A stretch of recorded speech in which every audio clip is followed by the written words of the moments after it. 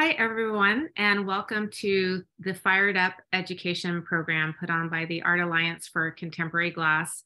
I'm really excited today to have Gordon Huether with us. He is a Bay Area artist based out of Napa, and have been fortunate enough to visit his studio and see his work in person. And it's just really awe-inspiring, the scale at which he works, the creativity that he possesses moving from one project to the other to really feel that sense of place in each specific location. He's been working in public art for over 30 years, and as you will see today, has really quite the expanse of projects that he has worked on. So without further ado, I would like to introduce Gordon Huether to you all. Cool. Hi, everybody. I suppose you want me to do the share screen thing now, or? Okay, so here we go. Hold on, I gotta go to view.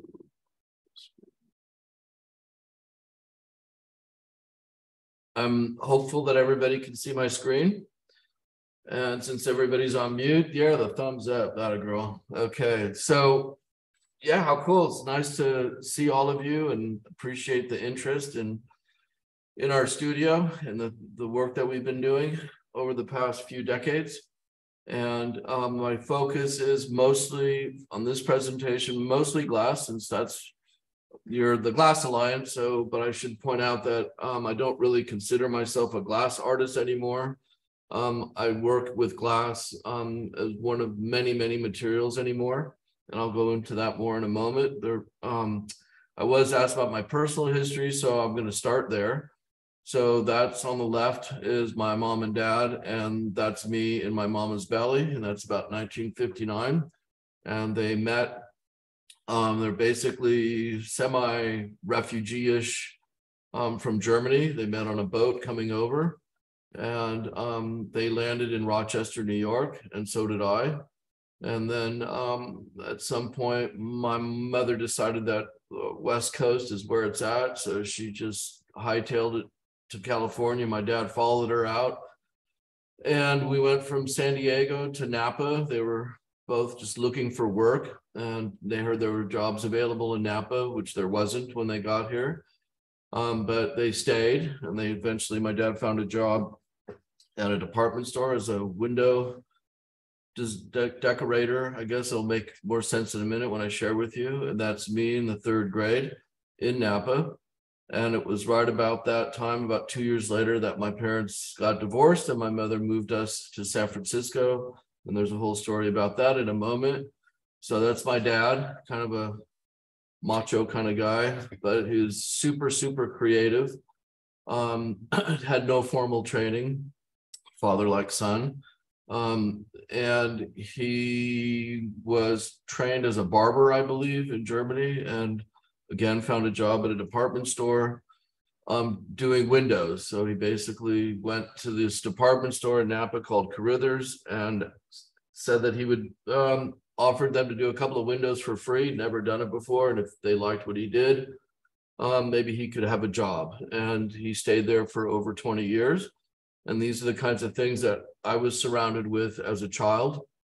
So he was very much into storytelling and composition and working with really frugal resources. This on the left is a mannequin, obviously, and a can of paint and some fabric.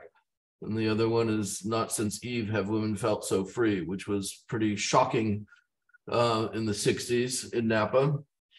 It was in the newspapers and everything. It was very scandalous.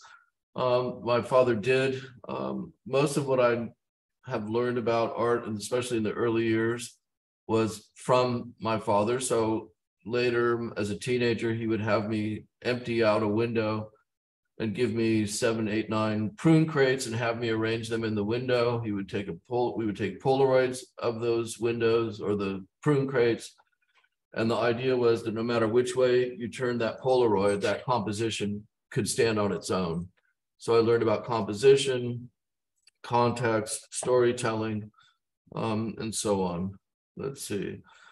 So fast forward, when I was in San Francisco with my mother and my 3 younger siblings, it was, very emotional because, 10-year-old kid losing losing that nuclear family. And I was basically went from a small town to the inner city, and it was pretty rough going there for a while.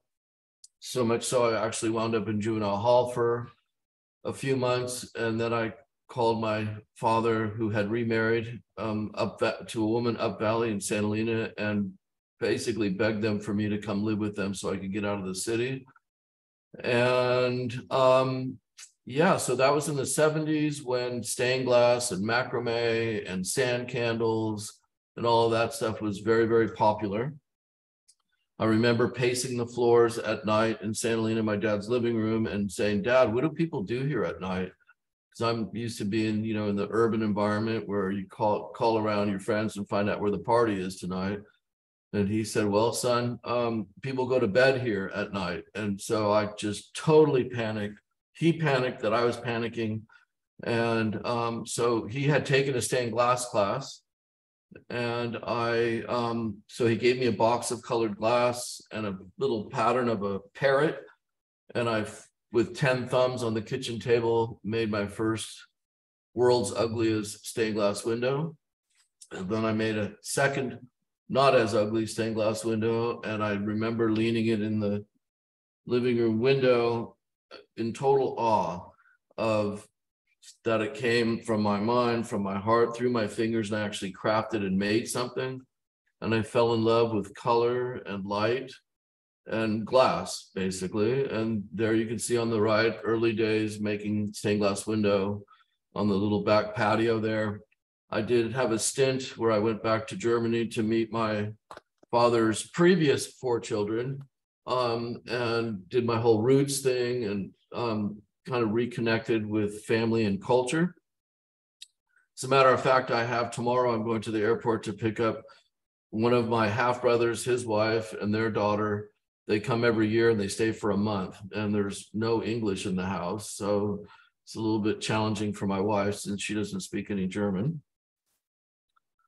So this is kind of how I talk about myself. So, creating art that brings storytelling and beauty into publicly shared spaces. Really, it's been a focus for, I think it's more than 30 years. I think it's close to almost 40 now. And I've done hundreds of public art commissions and private commissions. And then the studio here, this is where I'm sitting right now. On the right, you can see our building. It's about 12,000 square feet. And it was basically a Butler building, which is a kind of a steel prefab, more of a barn than anything. And we invested about $1.5 million into renovations about 12 years ago, putting in skylights and windows and glass roll-up doors and bringing in 3-phase power. And oh my goodness, it was a lot of effort. And then I finally got my occupancy permit from the county, and that was almost to the day that another recession started. So I've been through, I think, 3 recessions, 3 floods, 2 earthquakes, a pandemic, and for whatever reason, I'm still standing. There's been a lot of incredible lessons learned about bringing business and art together. And I think that's something that I don't know why exactly that I seem to have those both fairly highly developed now. The studio, we do glass still, but we do fused glass, laminated glass. We don't do cast glass necessarily and that sort of thing, not really studio glass, but more designed for architectural installations. That's my daughter right there, Erica, who works here at the studio. When I started, as you saw, it was with stained glass, and in those days there was no such thing as fused glass necessarily. You couldn't take a piece of blue glass and fuse it with a piece of yellow glass because the coefficients of expansion and all of that weren't really happening until bullseye came along. And so that kind of opened up big opportunities for us. There was a time, I think maybe 20, 25 years ago, I had a little epiphany that it wasn't so much that I had fallen in love with glass, but I'd fallen in love with color and light. And that can be manifested in a lot of different materials.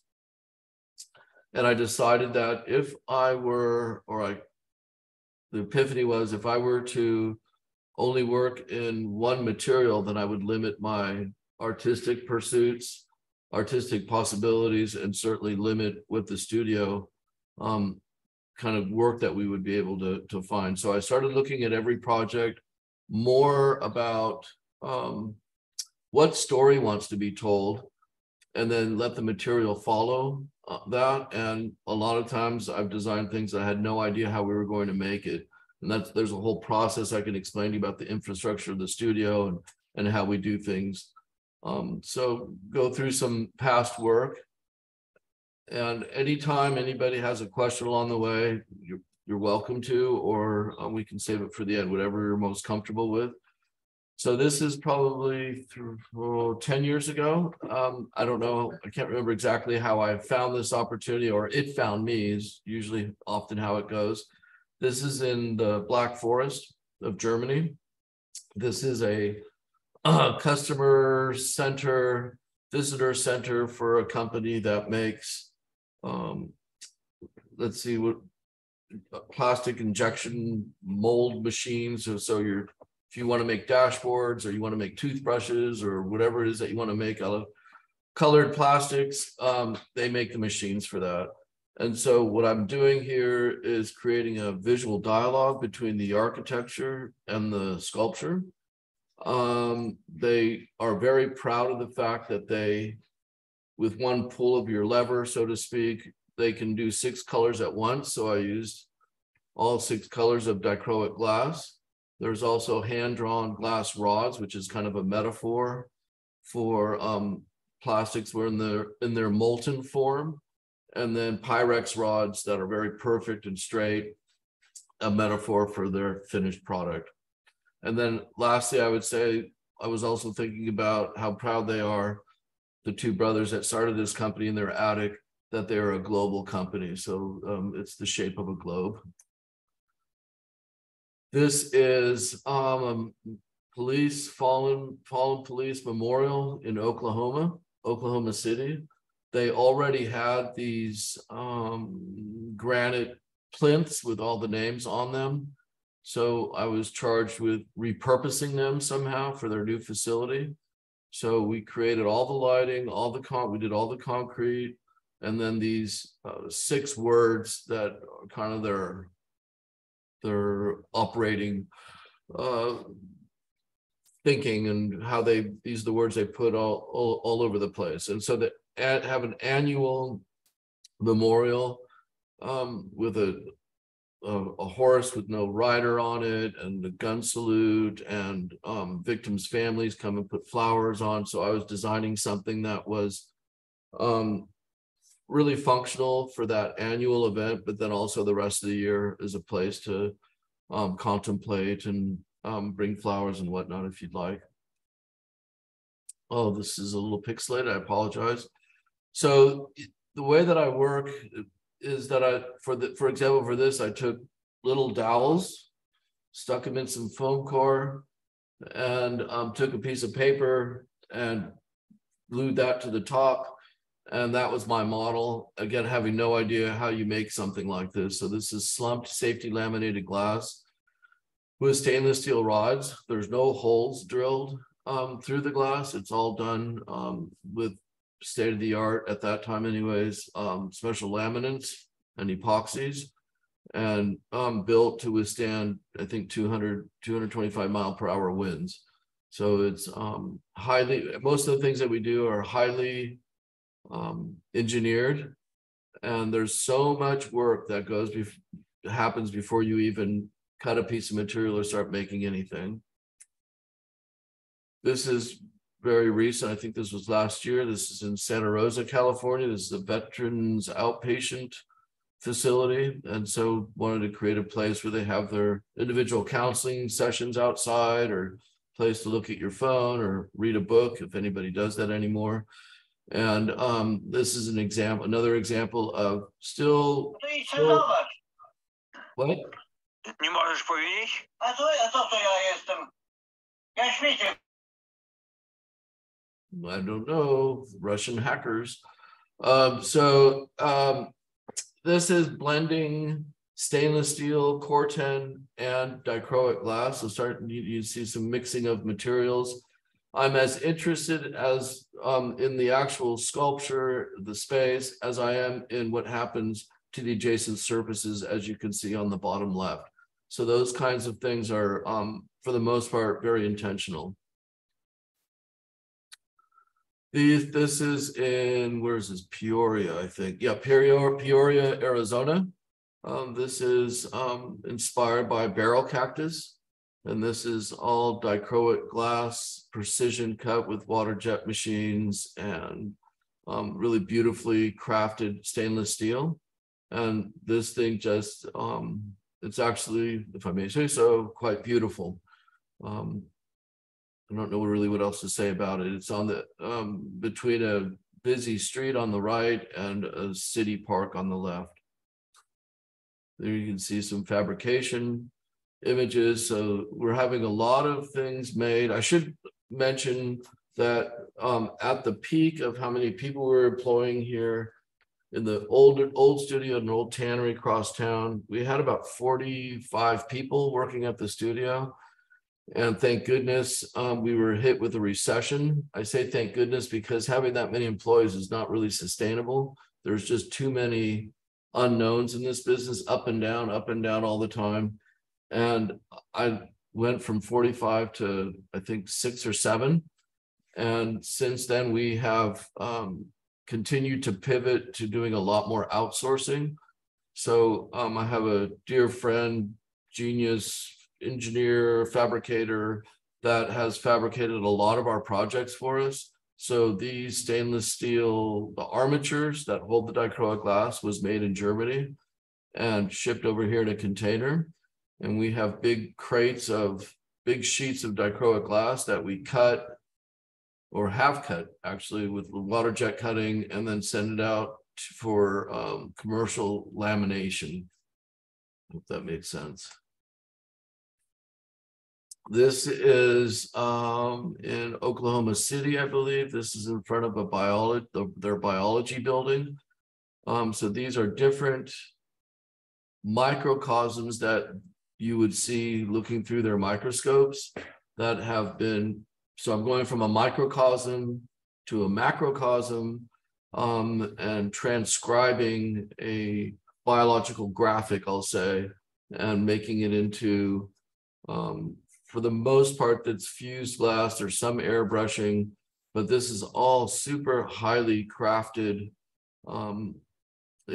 very difficult to make. And so, you know, at any given time, you know, we have, I don't know, 3 or 4 kilns back there. They might be cold for 6 months. And then all of a sudden they're fired up for 3 months because you have a big glass project. So the glass, for the most part, we still do here in-house when I have a glass project. A lot of the glass studios, art glass studios in the United States work with either Franz Meyer, Derek Studio, or Peter Studio in Germany. So that's usually made over there. I was one of the few that, well, didn't know that you could do that. People did such things. I thought if you designed it, you were supposed to make it. But what's happening now is a lot of artists that have never touched a piece of glass can have their visions realized by working with these big studios in Germany. Here's a couple of detail shots. I think the one on the top right gives you kind of a close-up view, obviously, of the fused glass elements that are then laminated to what I believe is airbrushed enamels. And we're constantly running into, because of the size that I've become so comfortable working with, there's always issues about where's the seam going to go and how are you going to break something up. And you can see on the left panel here, trying to be clever about where a seam might go. All these blobby forms are beautifully fused and very thick glass that's laminated to the big disc. This was just done, I think, last year, and this is stainless steel and dichroic glass. I think it kind of speaks for itself. This is called Over Houston, and this is a pedestrian bridge connecting the arrivals lobby, I guess you could say, and security and all of that. And this brings, you take this bridge to get to the gates. And Over Houston was inspired by, well, what I did is I rented for the day. I'm not a pilot, so I had a pilot in this crappy old plane with a broken window, and basically flew over Houston taking images. So starting with the image on the top right, that's what I saw from the plane. And then below that is playing around with the computer, just hues and saturation, and you can bring out these amazing colors, excuse me, and then we transcribed it all into the giant glass panels. Let me go back to those for a second. So these are what are called IG units, insulated glass units, that have very strict structural requirements for an airport, wind loads, and you're in hurricane country and all of that. So very thick safety laminated glass on one layer, and then the other layer is tempered glass, where we're laminating all the different glass elements. So the yellows and greens back here is mouth-blown glass from Germany that's been airbrushed and fired in the kiln and then laminated. And then these are fused glass elements. So it's a whole throwing everything that you have at it. Earlier when I was talking about the advent of fused glass and dichroic and laminates and all of that, before that, basically glass artists that wanted to work in architecture would work in stained glass, and it's very limiting. You have a black line around everything, and you can only make it so big. And this has really opened up all kinds of creative, wonderful ways of working in glass, that is. This is a chapel, where is it, in Connecticut. And there's a lot of waterways there. So something kind of somewhat inspired by all the waterways, but really honestly, I took a picture of some cracked sidewalks and use that as my departure point. And so, you start with a blank canvas, you're working on a project while the building's under construction. So you're not really, the best you can do. That's the other thing, was everything was drawn by hand when I started. Now everything is digitally designed. It's amazing the quality of renderings that you can do now. And I'll show those to you in a moment. So this is, it was a interfaith chapel. I mean, it has to work for an atheist, for a Jew, for a Catholic, for a Protestant, whatever. So nature is kind of that binder, spiritual binder in my view anyways. And the bottom left is an interior view, and then the right is a detail. So it's very thick, beautiful fused glass with flecks of dichroic in it. And it's done on both layers, front and back. Well, so go back. So what you see from the outside is also the same on the inside. So it doesn't really have a front or a back. It has two fronts. I'll say it like that. And then the white area is acid etched with hydrofluoric acid, meant to feel a little bit like a parchment paper and designed to allow a lot more light to come into the space. Gordon, I wanted to just jump in for a minute because I'm looking at the massive scale of these pieces. And of course, knowing how temperamental glass can be, and of course, every project is different. I was wondering if you could talk a little bit just about how you make the jump from the idea to such a large scale work and minimizing your risk along the way. Minimizing risk has, I guess, everything to do with doing your homework, and it has a lot to do with experience. I did work in a commercial glass shop in Germany, where I learned how to fix broken windows or storefront window. I learned all about that. They also had an insulating glass factory that I worked in. And then when I came back to the United States, I worked in a couple of commercial glass shops.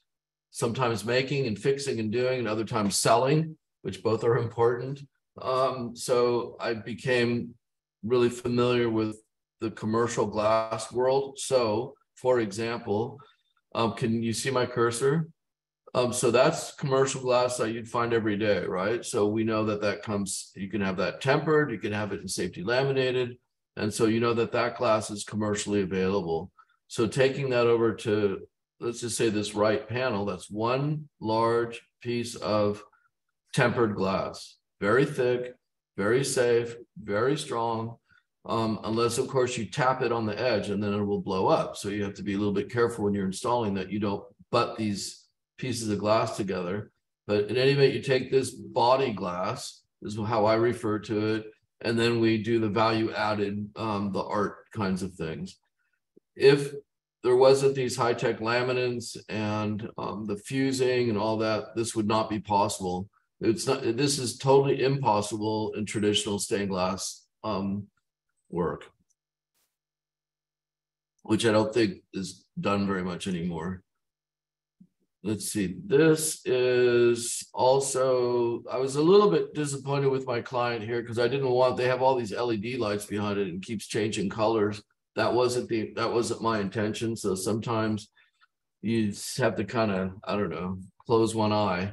You know, it's a substantial installation. I was probably, I don't remember, maybe that feels like maybe $300,000 or something, maybe more. So these are all the red stuff. Well, the red stuff, the textured stuff, that is very thick fused glass in large panels that are laminated again to a big piece of body glass. And then these white portions is also fused glass and also laminated to that surface, and then everything's lit from behind, and back there they have all their computer servers and stuff. So it was meant to screen that, but also show off how successful you are for your business. And Demetra, I'm not sure I answered your question. Did that answer your question about risk? And yeah, well, I was also curious whether you do any smaller, mock-ups of the work, or do you just take that leap to from planning to the large scale piece? Yeah, no way. Always do all. You might remember when you were here, there are a bunch of 12-inch squares of different glass samples, right? And there's a whole bunch more out in the shop, and over the years I've probably accumulated a few hundred of those, because you try to go, not try, you have to get from the idea to how you're actually going to make it, and you don't go straight to the actual size and start making it. You want to know, and the client wants to know too, what's it going to look like. So not just in glass, but in all the other things that we do, there's always mock-ups and samples, which sometimes become quite large. Excuse me.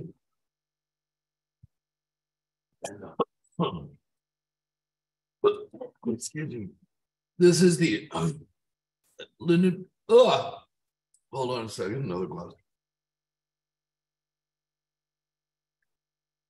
This is for the LBJ Presidential Library in Texas, and this is I don't remember who I had do this for us, or I don't remember the techniques exactly, but there's commercial printing on glass now. So in this case, these are doors. So the whole thing is one giant mural, or if you need to get into those offices, you pull them open, you can see the handles. So this printing, this is more about graphic design than high art, in my opinion. And then we laminated mouth blown red glass here and some fluted glass. So we started laminating other elements, glass elements to it. And this is in the same building in the basement, Lady Bird Johnson tribute. And this is not about him, it's about her. So all the images of Lady Bird over the course of her lifetime are in color, and then everything else is in the background, so to speak. So this is also photo printing, image printing on glass. This is all artificially lit with fiber optic lighting, which nobody uses anymore. It's all about LEDs now. And along the bottom here are really beautifully fused glass flowers, different. So the reason that they're there is Lady Bird was very involved in the beautification of the highways and byways of Texas. And her main vehicle to get there was through advocating for planting flowers. And I should also mention that when I say I did this or I did that, I didn't do anything except design it. So I wouldn't even know how to turn the kiln on. So that's why I have to be surrounded by people that are more talented than I am in different areas. What else can I tell you about this? This is all beautiful. These are all writings from Lady Bird. And I worked with Linda and Lucy, the two daughters, on collecting which images and which dress that she liked to wear and whatever. So, oh, I forgot that I had this in here. So on the top left, you can see partially finished panel with the flowers. Down here, you can see the fused glass, one large, that's talking about risk. You don't know, right, till you open the kiln if it worked or not. And then that's laminated to this large piece of glass that's been photo transfer. And on the bottom left, you can see a detail of the photo transfer glass. And on the bottom right is a detail of some of the fusing. This is an airport in Florida. Where is it? Fort Lauderdale. This is basically a mosaic of dichroic glass, and the blue is airbrushed and laminated. And the challenge here is there's a freeway overpass where my cursor is on the far left. You can kind of see it. So it was a very unattractive location, and so.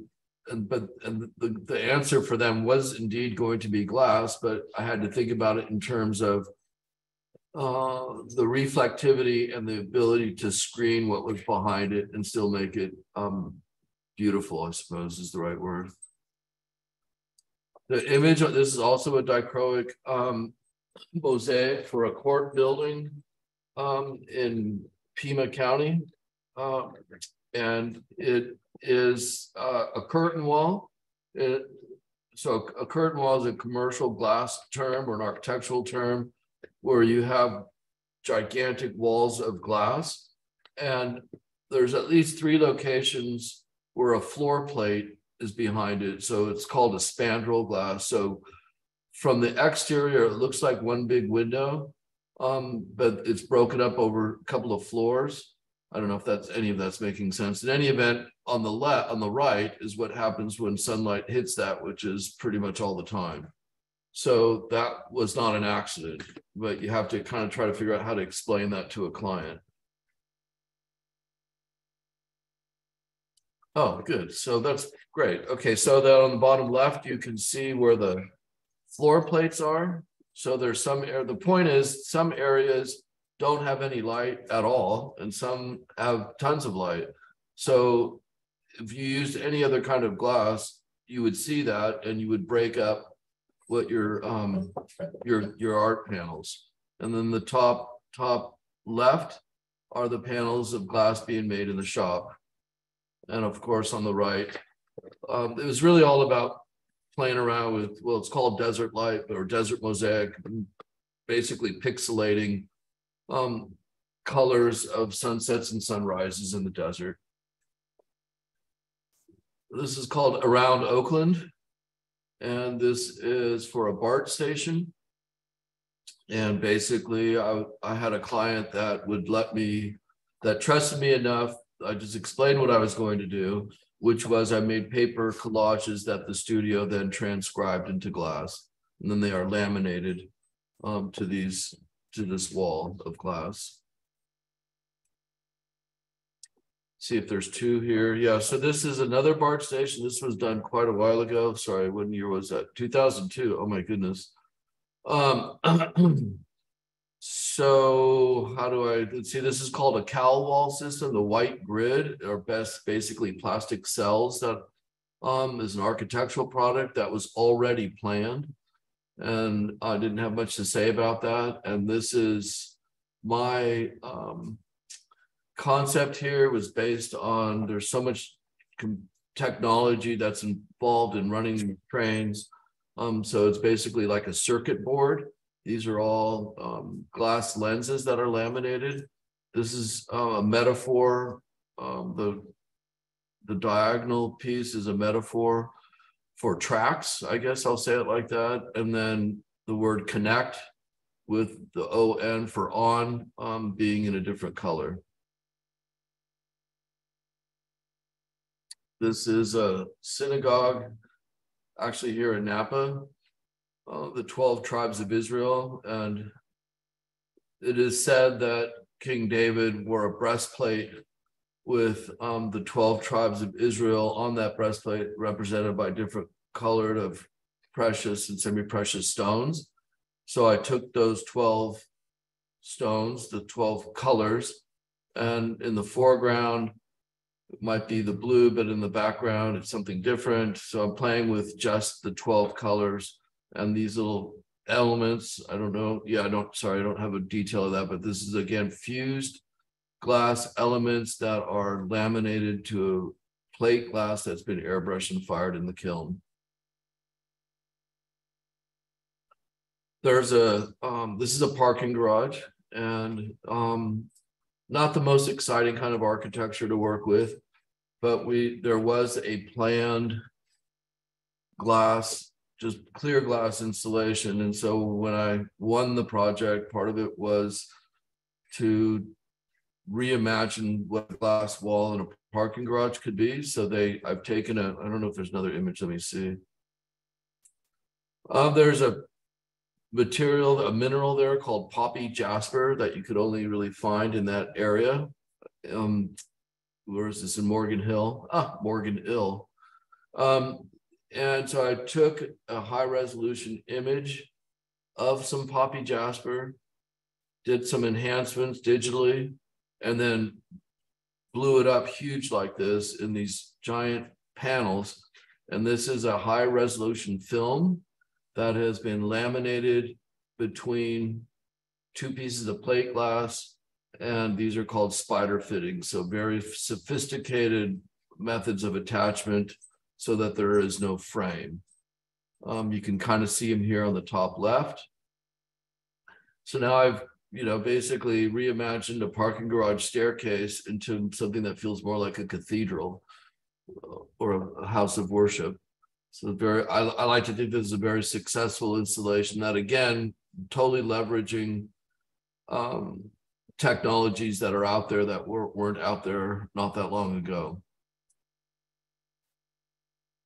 So I think I'm going to show you a couple of, it looks like, okay, so a couple other projects that are not very much to do with glass. Well, there's no glass at all here, but this is for a university in southern Utah. This is their new science building in the background. And I'm thinking about how do I marry science and nature, and taking the beautiful patterns of light and color that come through the two trees that were there on the site already.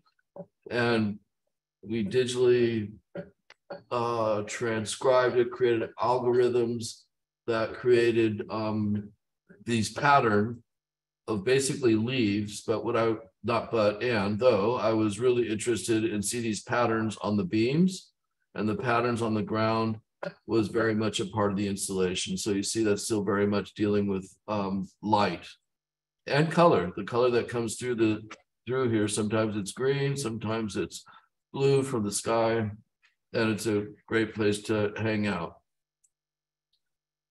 This is called Infinity. This is about 9 tons of steel that was installed, I think, 2 years ago for a resort, an auberge resort, and was made in 6 sections and welded together on site. And I wish I could turn this so you could see it from different angles, but it never doesn't look the same. Whatever different angle of vision, the whole sculpture has a different character to it. Okay, so then fast forward to now. This past 7 years or so, I've been working on this airport project. This is called the Canyon. Let me just go ahead a second, for I want to see what they put in here for me. Okay, So this installation is also about color and light, but not about glass. So this is about 5 acres of fabric and 6 miles of aluminum tubing to make this. And this is basically me first doing just a pencil drawing, and then I did it with paper and a glue gun. And there's a whole long story, the road to getting to the finished installation. And if we have time, we can talk about that if you like. We have computer-driven light color changing LED lighting system that we programmed. And there's a story for each color range that we're doing and all of that. These are just different angles of viewing. So it's very successful. I like to think anyway, it's a very successful installation. This in the top right panel, the left where that person is sitting, we also did these fiberglass benches. All of the work that we're doing for the airport is inspired by the natural beauty of Utah. That's the driving theme. That includes this cable and dichroic glass and rods, similar to what we did in the Black Forest, but this goes down the eye of 3-story escalator system. And it's about 75 feet tall, somewhere around there. There you can see a detail on the right and the whole thing on the left. So they have a whole, if you look at the bottom right, see all that stainless steel, they open that all up and they drop in cables, and there's a scaffolding system that goes up and down to clean it every couple of months. That probably costs more than the sculpture did. We're also doing a 1,000-foot long underground pedestrian tunnel. The tunnel is under construction right now. We are, I did all the color. I designed the floor, which has flecks of mirror in it. It's pretty amazing. These are the same kind of fins that you saw in what we call the canyon, also fabric and aluminum, with these really beautiful high-tech light boxes above. And we're also, we have about 150 speakers that we integrated into this. So we are also controlling all the sound. So I'm currently putting a playlist together where I can go from Johnny Cash, I've Been Everywhere, to Frank Sinatra, Fly Me to the Moon, whatever. And I have 3 different zones. So it'll be this whole immersive experience going from the main concourse to concourse B. When you work on these installations, obviously you're working with a team. I was curious, do you have a dedicated team that you work with, or does it change going from one project to the other? So I have a core team. Some are on the payroll and some are contract labor, but but most of their billable hours seem to come from me. And so I have Sebastian in Germany that does more of the metal kinds of stuff, but he also looks at all our work in terms of the engineering perspective. The sound engineer, we hired that out for this one-time thing. Lighting consultants, we tend to work with the same ones. I have a digital design team. His name is Brian Scharf, and he is in Portland, and he has 3 or 4 people. One that he has an architect in Spain. Borislav is in Moldavia somewhere. He's in Portland. I mean, everybody's spread out around the world, basically. Structural engineer, another one that we have is in Arizona. And then we have a core team here of 2 project managers. One now is our senior project manager, because all he works on is the airport right now and consults on the other smaller things. And I have 3 people in the shop. Darcy Sue, my wife and partner, we call her Frau Director. So she's kind of in charge of everything. Excuse me. This sculpture is 12 containers. 2 of them have already arrived, 10 more to come. This is going to be the gateway sculpture to the airport property. It's about 90 feet tall. It is about 75 tons and very elaborate landscaping that I'm in control of, or yeah, I guess I'll say it that way. The bottom part here is called expanded metal. So it has little openings. When it snows, each one of those is a little shelf that catches the snow. So the whole thing looks different. And then the rest of it is solid weathering steel. And I've overlaid the world map onto these 5 pyramids. And this is like Baja right here. And this is, I can't remember, 4 or 5 foot glass disc that is going to be glass on edge. It'd be pretty crazy. That gets lit up from the back, and that marks the state of Utah. So it's kind of a "you are here" moment. And that's it. I could go on and on and on, but I try to keep it just long enough, not too short, not too long. And it's a very small fraction of what we've done and what we're doing. So Demetra, what do you want to do now? Really, really just mind-blowing work, Gordon, and the way that you are so innovative in sort of capturing all the senses in your projects. Someone was wondering, do you have to pay royalties for the soundtracks that you use in the River Tunnel project? Yeah, somebody in our little organization here is charged with finding out how that works, but there is Music or Us or whatever, and you pay an annual $250 fee or something. Just think of it as when you go to the grocery store, whatever they're piping into you, they had to buy it too. So it's not an uncommon practice. And also, we've seen here today your public installations, but it's my understanding you also do a lot of residential private commissions. Are those both indoors and outdoors, or is there anything you can tell us about those?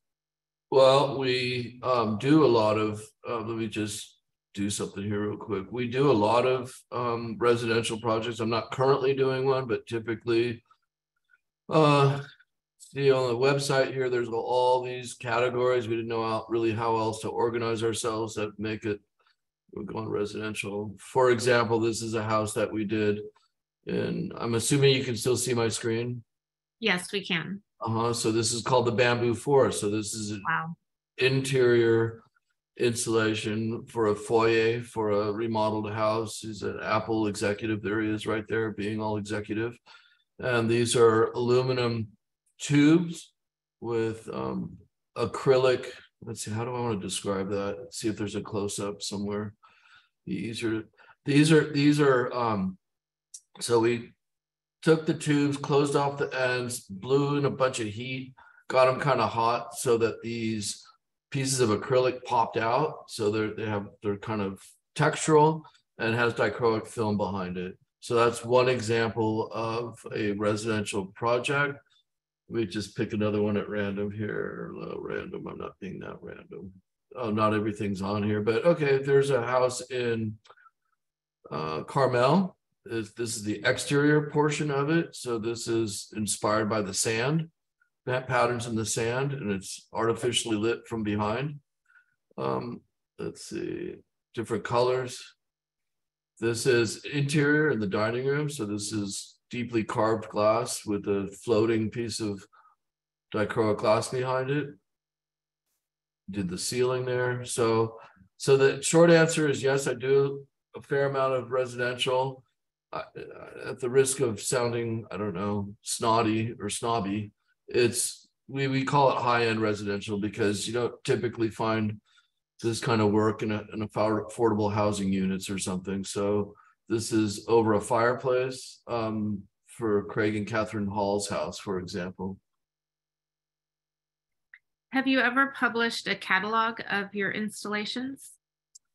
Yes, we over the years have probably published, I don't know, half a dozen, and we have a new one coming out in a couple of months that we're working on right now. And we're also working on I call it the Daddy Pants book. So kind of coffee table, big mama, big papa book that kind of tries to capture me from the time in mama's belly to what we're doing today. It's about 500 or 600 pages. But the catalog, Demetria, if you stay in touch, be happy to make sure that everyone gets one when they're available. Oh, thank you so much. Really, just as I said, a little bit speechless at the scale and innovation that you display in your work. And what I'd like to do is just to go ahead and stop the recording, but for everyone to stay on. So if you want to say hello to Gordon or have any questions that you'd like to pose directly, you can do that. I know that when the local Glass Alliance group was at your studio, Gordon, this Canyon project was one of the ones that was just in its very kind of beginning stages. And it's really just incredibly inspiring to see it installed, and the final iteration is really just beyond words. So thank you for being with us today. And as I said, please stay on. I'll just stop the recording and everyone can say their hellos.